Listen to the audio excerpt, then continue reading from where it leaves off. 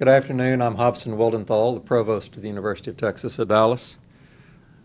It's a great pleasure to welcome old friends, new friends, colleagues, distinguished guests, all of those are not mutually exclusive, to the McDermott Suite of the university.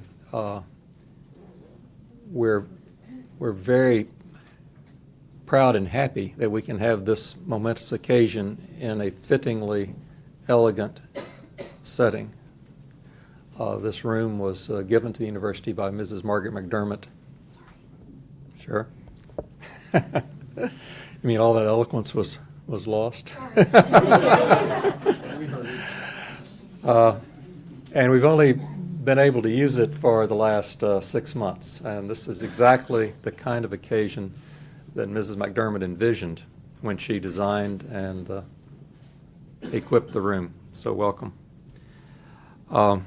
This setting, this afternoon, warm, sunny afternoon in North Dallas, they're both, to my mind, very anomalous, not only in the long run of history, but particularly in the context of what brings us here today.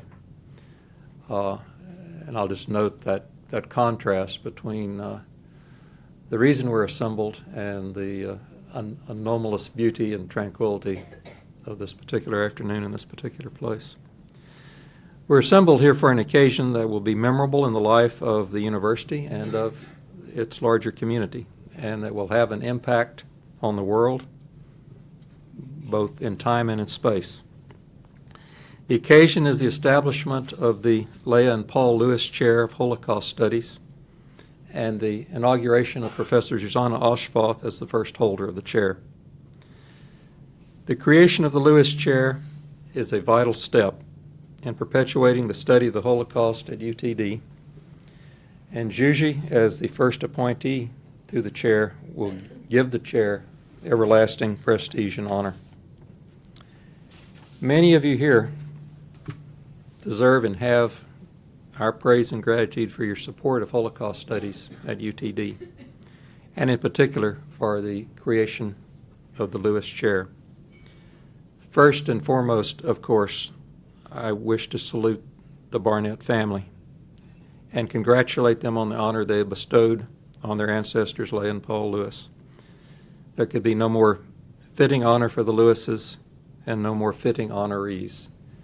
Mitch and Mimi, I know you're proud of your forebears. I know they would be proud of you. I know you're proud of your children, and I know your children are proud of you. Congratulations. From all the generosity and all the work from so many others of you, singling out further individuals for praise would be fraught with hazard. But every rule is made to be broken, at least that's my theory. And I'm going to break that rule twice. First, and I've got, I think, probably constitutional authority, it's my honor to recognize the President of the Honorable Martin Frost. Martin, thank you so much for joining us.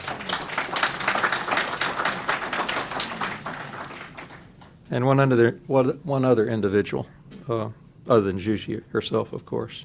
One of the great things about working with Zsuzsi in the program over the last several years has been the opportunity to meet and work with her close colleague and supporter.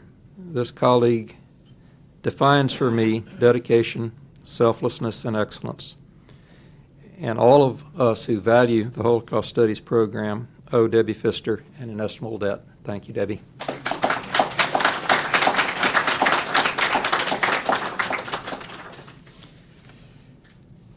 I'm sometimes asked, why Holocaust studies at a publicly supported, avowedly secular university such as the University of Texas at Dallas? The university values its reciprocally close friendships with the Dallas Jewish community, but that's not the reason. We love and esteem Zsuzsi Oshkosh and are happy to support her teaching and scholarships, but that's not the reason either. The reason for UTD to study the Holocaust is because the Holocaust is a ultimately defining event in human history, and I would say prehistory. It is a profoundly important historical event for all humans, for all times. And it's essential that all of us, now and in the future, study what this cataclysm was, why and how it happened, and its implications for the future of what we so casually call human civilization. The Holocaust provides a definitive calibration of the potential for evil in humanity, individually and collectively, and the consequences of realizing that potential. I agree with that long line of thinkers who hold that the ultimate end of education is to know good, therefore to be able to do it, and to know evil, therefore to be able to avoid and prevent it. Therefore, in a university dedicated to true education, studying the Holocaust is a primary and required text. This occasion today is not the first step in perpetuating Holocaust studies at UTD. It's certainly not the last step. We can never do too much to strengthen the program, nor to strengthen the university. They lend each other their prestige. But this is a momentous step forward. Finally, just a few comments about Juji. Say we're never too old to learn. That's a cliche. Sometimes I think it's one of those cliches that's not true. I have a hard time educating some peers. But for my part, it wasn't too late to learn. I flatter myself to be very well informed on modern history and current events, basically all around know-it-all. But during my time at UTD and during my time knowing and working with Juji and the Holocaust Studies program, I have learned a tremendous amount that I didn't know and that I needed to know. Rarely has learning been so painful, and rarely has it been so highly valued. And I owe that to Juji. Also owe a lot more to her. Passionate, funny friend. And a great hostess. I love her passion, although I've never seen her passion quite as high as she described going to a Beatles concert in Hamburg, Germany. Then I've truly seen Juji exercised. But I treasure my time with Juji and the program and all the great guests she's introduced me to. So I've benefited from knowing her and everything about her program. So Juji, it is a great pleasure for me to bring you up and inaugurate you, whatever that means, as the first holder of the Leah and Paul Lewis Chair of Holocaust Studies.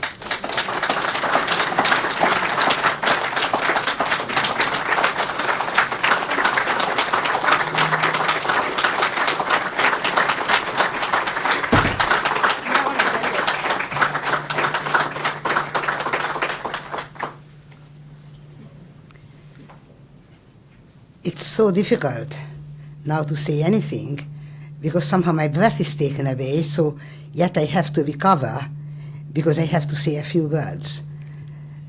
Thank you, Hobson, who very kindly says everything about how much I have done. And the truth of the matter is that I do teach the Holocaust, and I do teach a lot of courses that are related to the Holocaust. My life's interest, the very event about which I think that it had the greatest and most important impact on 20th century history, and it probably will have in the future as well. But in a way, all my interest and all my love for the subject and all my research would never end up in this, what we are seeing here today. And that is basically because throughout all these years, Hobson has encouraged me to do it because I could speak with him several times, often a week, but certainly rather often during the year, as to what to do and how to do it and whom to invite. And he indeed really, if we are honest, Hobson, without me, you knew very well who is who, and you know what they have written, and you knew how important they are. It is therefore really the first thing that I must say, we all must say, that without Hobson's help, we wouldn't sit here. That is one thing, and I thank him from the bottom of my heart for that. The other thing is, and we all must be very grateful to him. The other very important point, of course, that comes right now is that because of the terribly nice and helpful ways, and because of the self-sacrifice and generosity and intelligence of the Louis Barnett's, we have now this program to come to a culmination because we have the Leah and Paul Lewis Chair, which is somehow the very key to the future. We have now this program, Holocaust Studies, inaugurated at UTD, perpetuated. It's going to stay here for generations after generations.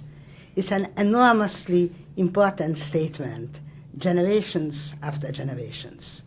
And this incredible generosity and goodness, and somehow the concern for what will happen with the world if we don't study about the Holocaust, if we don't know what can happen among us, if we don't know what can happen in normal and good democracies where there are lots of different opinions, if we don't know how people can change, or perhaps not only change, but bring out something that is ancient and that is present, if we don't learn about this, if we don't study that, what happens, if we don't understand the impact that this particular event has on our consciousness from every point of view, as a representation, as an art, as a history, as a critique of our societies. If we don't understand it and we can't bring that into connection,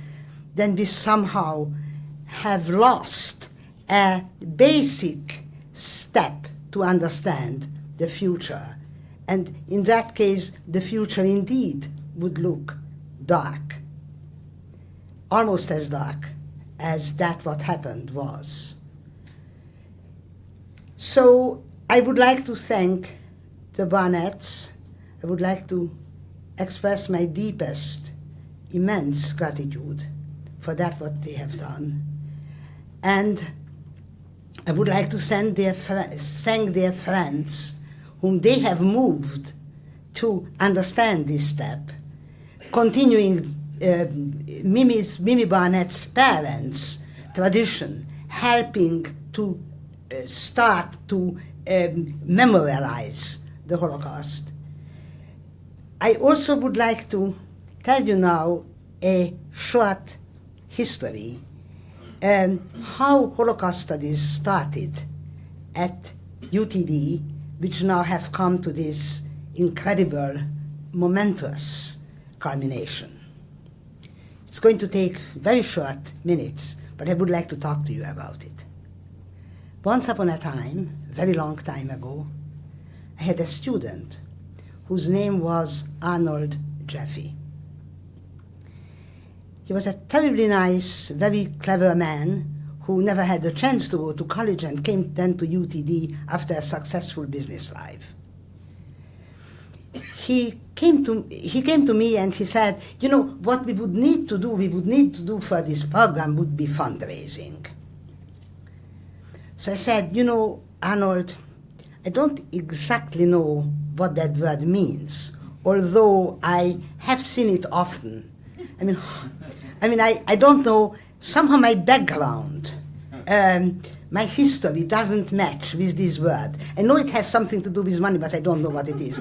He said, don't worry, I'll do it. Unfortunately, a few months later, he died. One day my telephone rings, and there is Michael Jaffe on the telephone, who introduces himself and who says, "Can I come and see you?" He came with his uncle, and Michael said, "I would like to do something for Holocaust studies.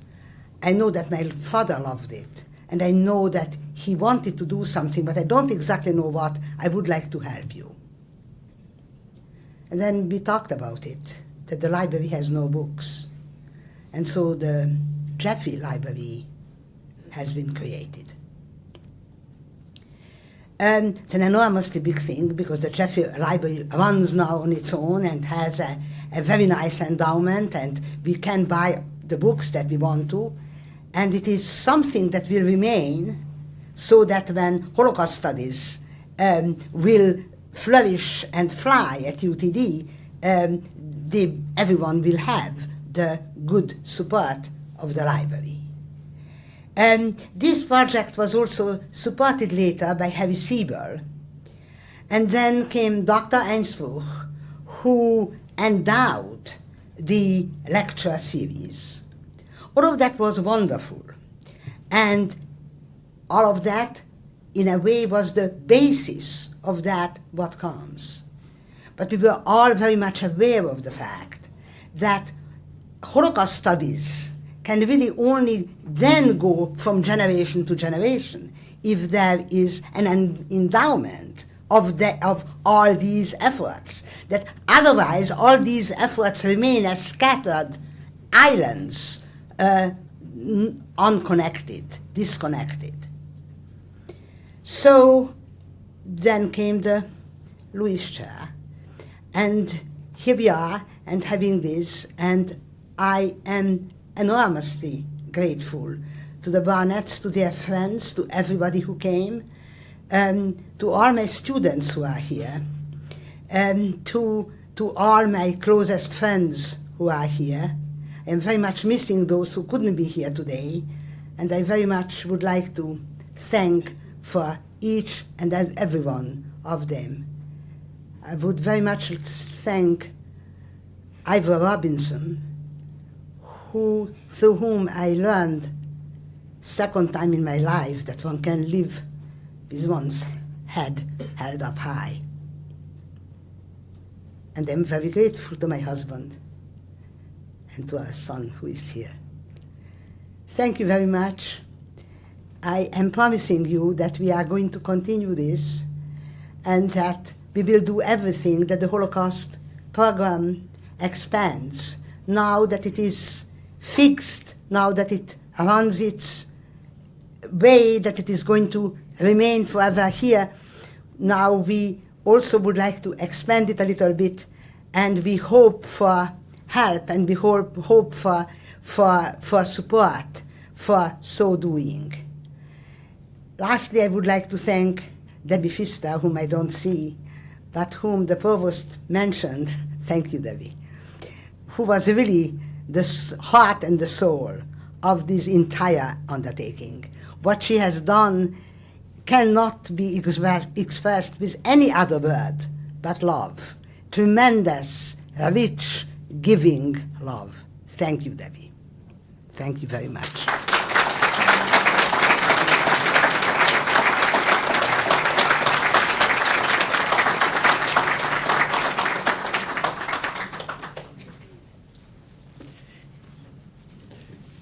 Good afternoon. My name is Selwyn Belofsky, and I'm chairman of the advisory board of UTD's Holocaust Studies program. I was so glad that Mimi took the time to give us a little bit of the history of the Holocaust Studies program. And just a few minutes ago, I happened to meet Michael and Elaine Jaffe and Mrs. Lillian Jaffe, who are Michael and Elaine came all the way down from Virginia to be with us today. That's the library that she talked about. And Mrs. Lillian Jaffe is sitting right here, and I think they deserve to be recognized too.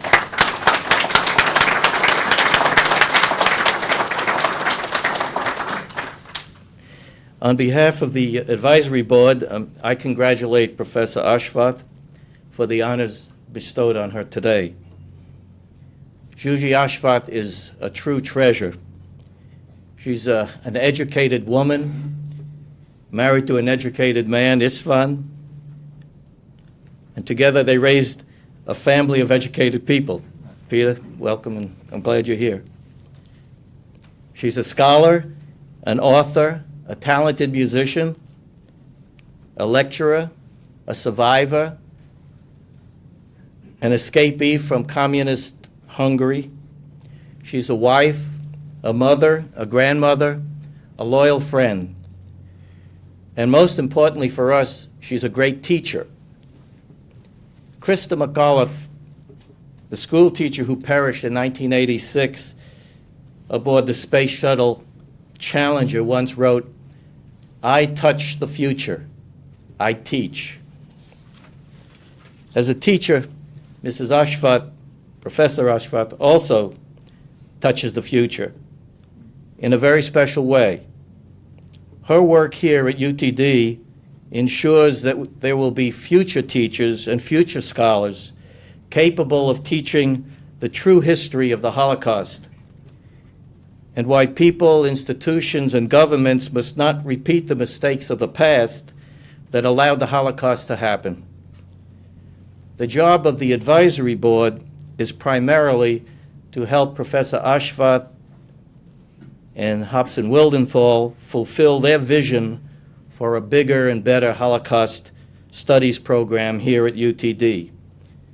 That means, among other things, expanding the Burton Einsbruck lecture series, raising funds for student scholarships, building greater community support and awareness and attendance to the functions here, and ultimately the endowment of the entire Holocaust Studies program. The advisory board, and I know everyone in this room, is going to do everything we can to help those dreams come true.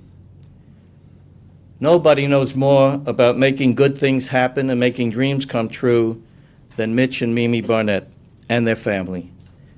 Of all the members of the advisory board, no one has spoken to more people about our Holocaust Studies program. No one has raised more money. No one is more committed to the success and the perpetration of this Holocaust Studies program than Miriam Lewis Barnett, who we affectionately call Mimi. It is my pleasure to present to you Mrs. Barnett. Mimi, come forward, please.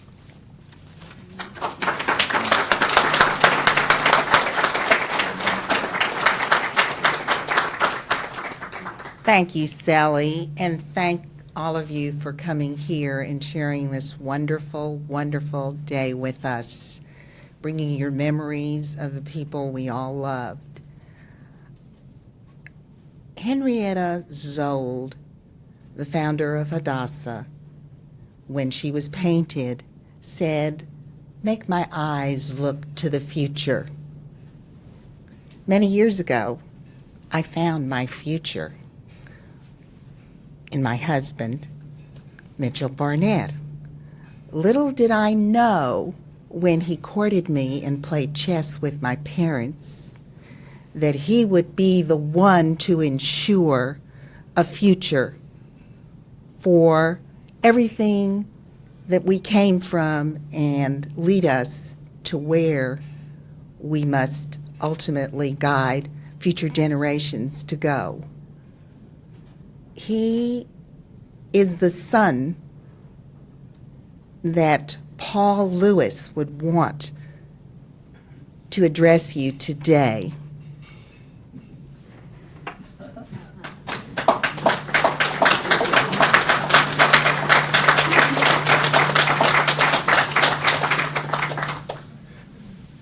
Let me tell you the real reason I'm up here. When my wife found out she was going to speak, everyone here who knows Mimi knows that she is somewhat verbose and very sentimental. And they told her she only had 5 minutes, so she said, "Mitch, you're very unsentimental and you talk very little, so you go give the speech." What I want to say today is I want to talk about the two people whom we are really honoring, Leah and Paul Lewis. Now, Paul was a man not very tall. Maybe he used to say 5'6", but we guessed it was more like 5'5". But he threw a great shadow across this country and the world.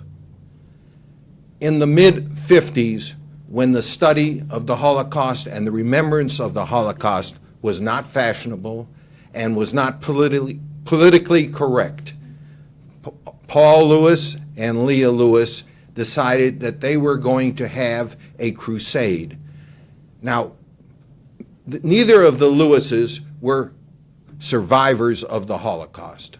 They did not lose their families in the Holocaust. Most of their family had already emigrated out of Europe and were in safe havens when the studies and the killings took place. But Paul decided that he was going to memorialize the Holocaust even though no one else was willing to do it.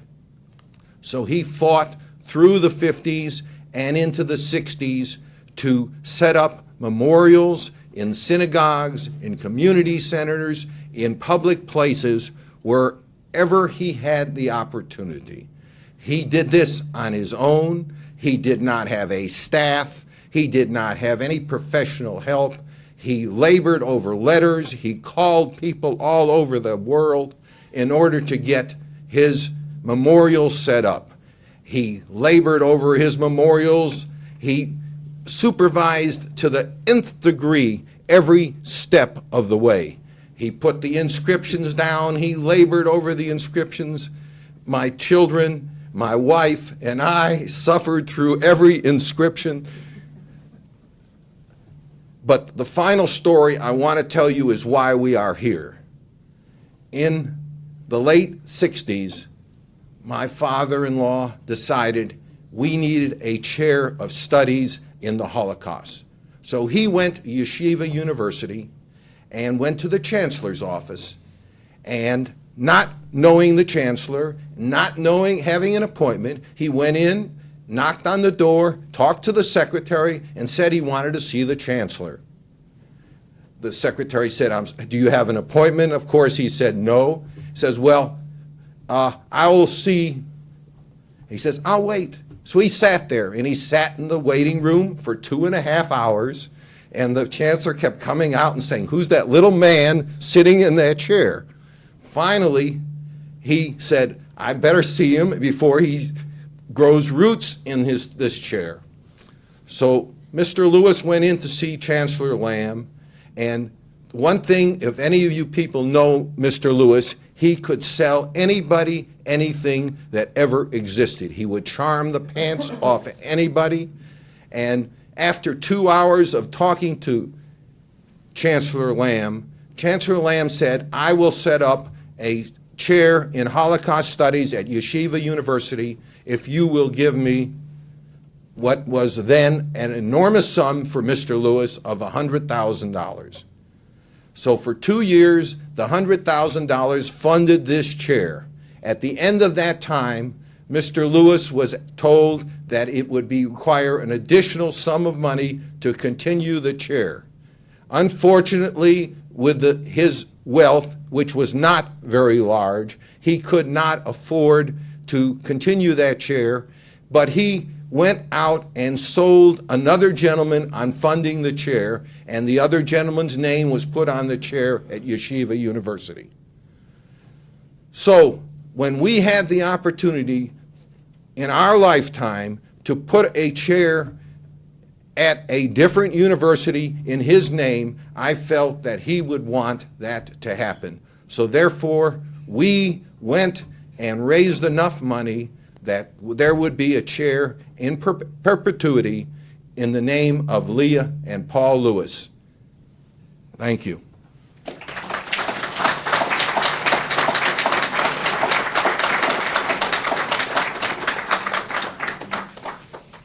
Good afternoon. I am Leah and Paul's granddaughter, for those of you that don't know me. The Zohar, a commentary on the Torah, teaches us that the power of thought has two servants, memory and imagination.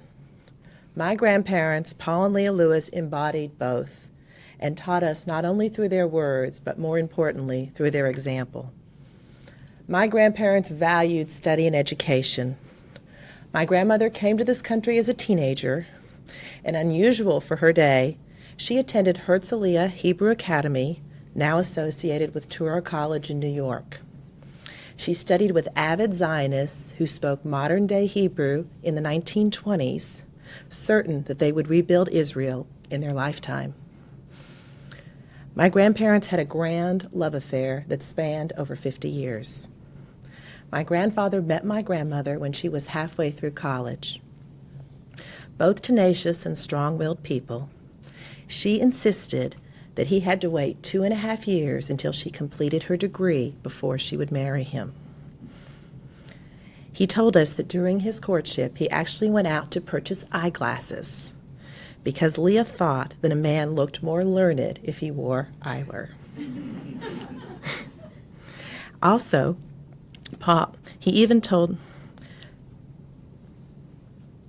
he also told us that Paul went out and he got Tolstoy and Shakespeare because those were my grandmother's favorites, and he read them so that he could discuss them with her and impress her. She told us, on the other hand, that she fell in love with Paul when she saw his carved ebony bookcase filled with the books that now line our library today, such as the works of the great philosophers and poets like Bialik and Spinoza.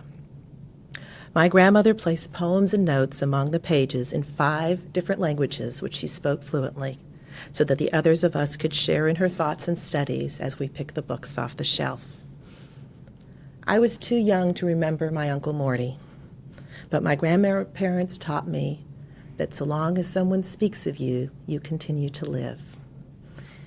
Even though I don't remember my uncle or my great-grandparents, I feel like I knew them intimately because they were so much a part of my life and the stories that my grandparents told me day after day about these remarkable people. So even though I didn't know them personally, they continue to influence my life. Each year at our family Seder, we take turns sharing the honor of reading my grandfather's words from the Haggadah he published, commemorating the heroism of the Warsaw Ghetto Uprising. Paul and Leah taught us that we must use memory and imagination to educate and build a world free of hatred and brutality. The creation of this chair, under the guidance of Professor Otzvat, Provost Wildenthal, and the University of Texas at Dallas, continues their tradition in a grand manner and gives us all hope for the future.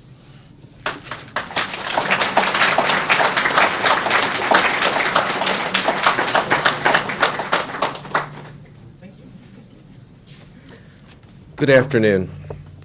I'm Dennis Kratz, the Dean of the School of Arts and Humanities, and it is my privilege to bring this afternoon's ceremony to a conclusion. The Holocaust was about destruction. This afternoon is about life. Let me first, because the Holocaust tried to isolate Jews from the world and from each other and destroy families, I think it's only fitting that first I ask the Barnett family, who are our benefactors today, to stand as a family. You've heard their love. Now please join me in sharing our appreciation.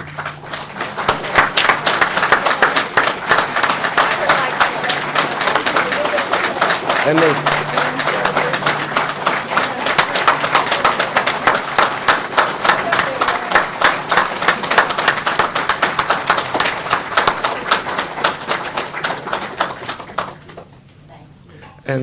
And second, Juji, my friend, my colleague, this exemplar of what a professor should be: teacher, scholar, poet, translator, and member of a family. So Juji, I would like you to stand, but not just you, also Pishta, Peter, and your family stand to receive the appreciation of everyone.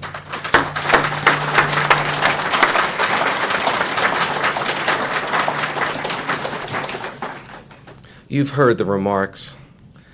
This afternoon is about the future. It's a misnomer to say that what I'm doing now marks a conclusion. I prefer to think of it as a beginning. It is the beginning of the Lewis Chair. It is the beginning of the continuation of the commitment of the School of Arts and Humanities, the University of Texas at Dallas, to Holocaust studies, to engage, ponder, and investigate the most cataclysmic, the most important events in human life. As Hobson so eloquently said, the humanities exist so that we will know the good and do it, and to know evil and avoid it. So rather than a conclusion, I ask you to join me in a continuation and a beginning as the university serves its function of knowing the good. You've seen the good in action. Let us celebrate it. Please join us at the reception.